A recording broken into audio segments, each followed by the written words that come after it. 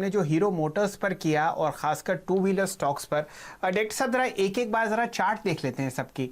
सबसे पहले ध्यान दीजिए, हीरो मोटर्स पर ऑलरेडी आपके सामने लगभग 7% ऊपर चल रहा है। यहाँ पर अगर आप 5 साल के वैल्यूएशन देखें तो इतनी कम है कि समझ में नहीं आता कि ब्लू चिप स्टॉक को आप किस तरीके से वैल्यू कर रहे हैं। यहाँ पे 7% ऊपर ये चल रहा है। अब आप दिखाइए बजाज ऑटो, यहाँ पर भी आप बहुत ज़बरदस्त तेज़ी देखेंगे। इनफैक्ट अगर आप जितने भी ऑटो इंडेक्स के कंपोनेंट्स देखें, आज 15 के 15 आपको आज बहुत अच्छे हरे निशान में ट्रेड करते हुए दिखेंगे। टीवीएस मोटर्स की तरफ नज़र डालिए, यहाँ पर भी आपको बहुत अच्छी तेज़ी आती हुई दिखेगी। साथ ही साथ बजाज ऑटो 7% ऊपर चल रहा है। तो ये एक पूरा थीम है कम से कम टू व्हीलर स्पेसेस में जो आपको अच्छी तरीके से चहकता हुआ दिखेगा हरे रंग में। अब गौरांग शाह साहब को लाते हैं। शाह साहब, आपकी क्या राय, जिस हिसाब से कोविड की इश्यूज आपको फैलते हुए दिख रहे हैं, संक्रमण की बात है, सोशल डिस्टेंसिंग के बारे में बहुत चर्चा हो रही है आजकल, तो क्या टू व्हीलर सेल्स आपको बढ़ती हुई दिखेंगी उस तबके में जो पब्लिक ट्रांसपोर्ट इस्तेमाल करता है? शैल जी, मेरा तर्क जो है बिल्कुल आपने जो बात की उसी जगह पर है। और आप और हम सब जानते हैं कि ये जो कैब एग्रीगेटर्स हैं, उबर और ओला के रूप में, या फिर बाकी अन्य जो छोटे कैब एग्रीगेटर्स हैं, दिन भर में या 24 घंटे में बहुत सारे मुसाफिर हैं जो इसका इस्तेमाल करते हैं और मुसाफरी करते हैं।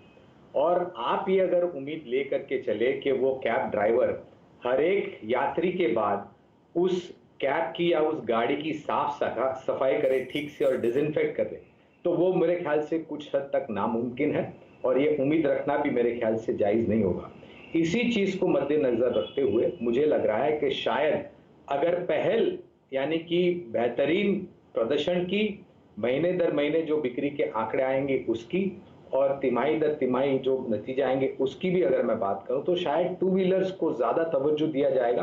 पहले तो अफोर्डेबिलिटी, दूसरा है मेंटेनेंस, तीसरा है ऑपरेशन कॉस्ट, और चौथा जो कि बहुत ही महत्वपूर्ण है वो है फीजिबिलिटी ऑफ टाइम। आप कितनी जल्दी गाड़ी का इस्तेमाल करते हैं, चौपहिया वाहन का और दोपहिया वाहन का, तो आप दोनों की तुलना करें तो दोपहिया वाहन में आप शायद अपने जहां पर आपको जाना है वहां पर जल्दी पहुंच सकते हैं। तो इस सब चीज को मद्देनजर रखते हुए मुझे लग रहा है कि टू व्हीलर पहले टर्न अराउंड करेगा, उसके बाद फोर व्हीलर आएगा।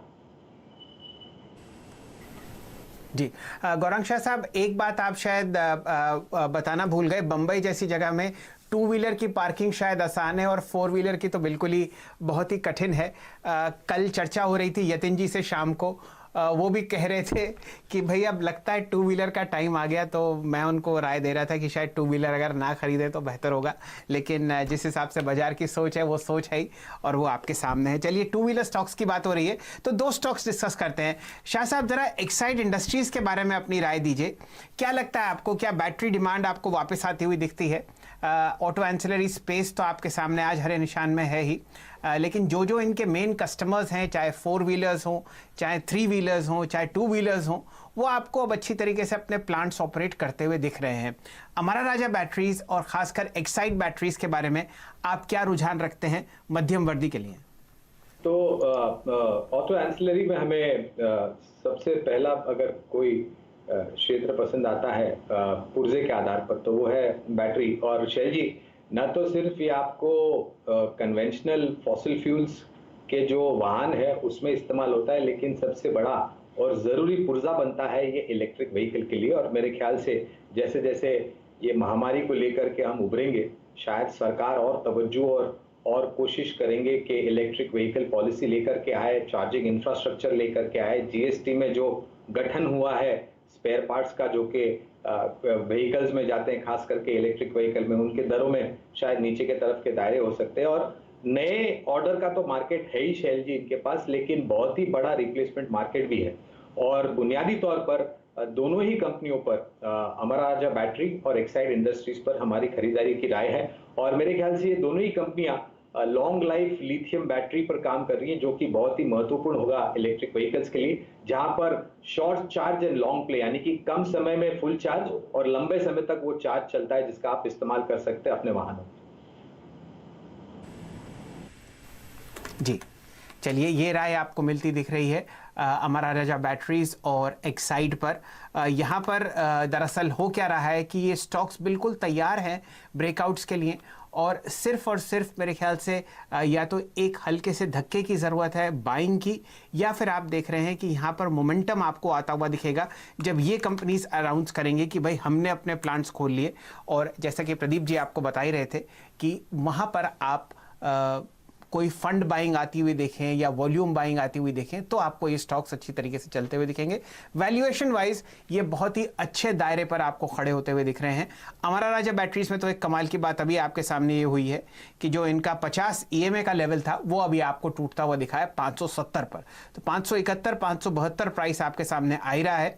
जैसे ही गौरांग शाह साहब ने इस पर चर्चा शुरू करी और यतिन जी ने अपनी राय व्यक्त करी टू व्हीलर्स पर, तो कम से कम अमरा राजा बैटरीज आपको अब लगभग 17 लाख शेयर ट्रेड करता हुआ दिखेगा। एक्साइड में भी आप लगभग तेजी देख रहे हैं 148 145 के आसपास। तो दोनों स्टॉक्स आपको अच्छी तरीके से ट्रेड करते हुए दिख रहे हैं जब आपको पूरा जो ब्रॉडर मार्केट है वो लाल निशान की तरफ जाता हुआ दिख रहा है। तो इनहेरेंट स्ट्रेंथ है दोनों काउंटर्स में।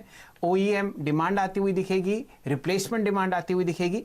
इन दो स्टॉक्स पर आप ध्यान दे सकते हैं। हमारे साथ फुरिया साहब भी जुड़े हुए हैं। फुरिया साहब, कोई अमरा राजा बैटरीज पर आपका विकल्प होगा ट्रेडिंग कॉल्स की तरफ? या देखिए, अभी हमने बात कही थी अमरा राजा बैटरी में, तभी 567 68 के पास में चल रहा था, उसके बाद में 572 तक की एक मूव आपको देखने को मिली। मैं अभी भी मानता हूं कि 578 ये सबसे पहला उसका पड़ा हुआ है। 578 के ऊपर जैसा ही ये स्टॉक क्लोज हो जाएगा, सैलरी इसके अंदर स्ट्रेंथ बढ़ जाएंगी, जो बाइंग इनहेरेंट स्ट्रेंथ है वो बढ़ जाएगी, बायर्स बढ़ जाएंगे। मुझे लगता है कि आने वाले दिनों में फिर आपको 610 और 640 तक के लेवल यहाँ पर देखने को मिलेंगे। जब तक ये स्टॉक 540 ये जो सपोर्ट है उसका, इसको होल्ड करे हुए है, मैं समझता हूँ यहाँ से आप करंट लेवल पे भी ले सकते हैं, और अगर कोई गिरावट भी आपको देखने को मिलती है तो आप उसके अंदर एक्यूमुलेट कर सकते हैं स्टॉक को।